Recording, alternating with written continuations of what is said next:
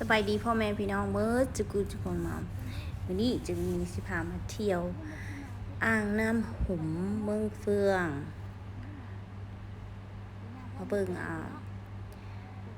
ว่าวิวสิงามซ้ำไหนเนาะอ่างน้ำหุ่มเมืองเฟืองอันนี้แมนอ่างน้ำหุ่มเมืองเฟืองเบิ่งวิวงามท้องฟ้าก็สีฟ้าอากาศก็ดี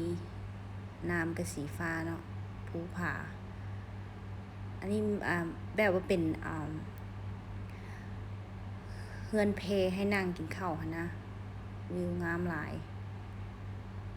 ผู้ใดได้มาเมืองเฟืองมาแวะเนาะ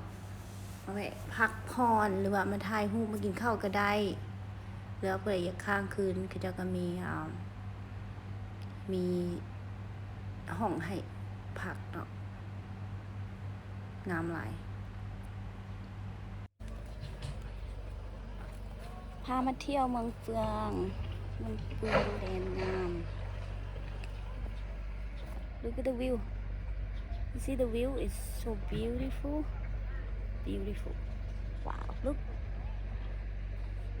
at the mountain. The water is so clear like crystal. Beautiful view. Really nice. Sunshine. Beautiful.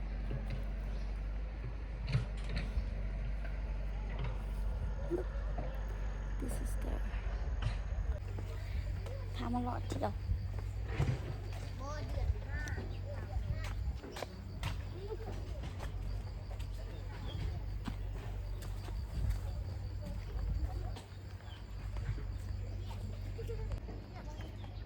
เมื่อยบ่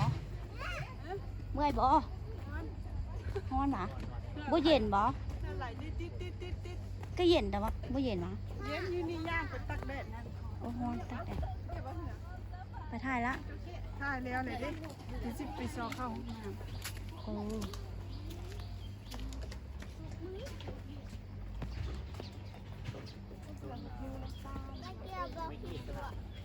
เดือนหนึ่งก็5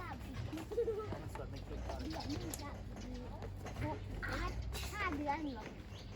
เยอะ หลานสาว 5 เดือนเลย ยั นะ งรอรี เอาน้อยมือเดือน5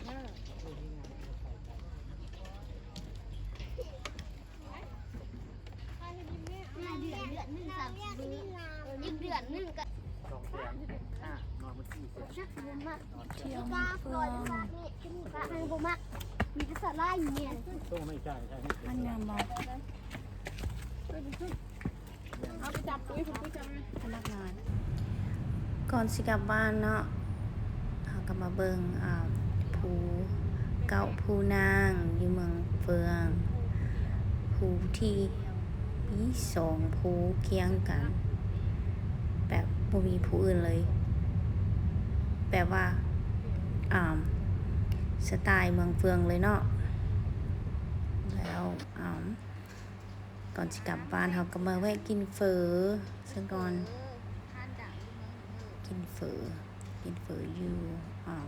เห็นเหิบเนาะกองทัพก็ต้องเดินทองมาแวะกินเฝอแซ่บๆนัวๆอยู่กินเหิบก่อนจะกลับบ้านอย่าลืมกดไลค์กดแชร์ให้เจรุณีเด้อช่อง YouTube ช่องใหม่กด follow กดกระดิ่งเวลาเจรุณีโพสวิดีโอใหม่ๆจะได้แจ้งเตือนเนาะเองค่อยว่าฮู้ทันว่าโพสยังแดเอาซิมแล้วแม่แซ่บอยู่บ่กินเฟ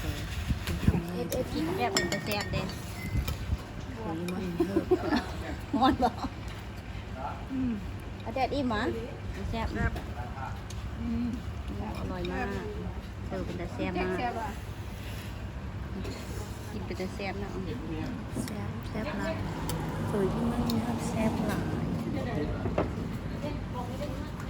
เดี๋ยวมาเด้อแซ่บก็ราคาก็สดอย่าลืมกดไลค์กดแชร์บายพบกันหัวหน้า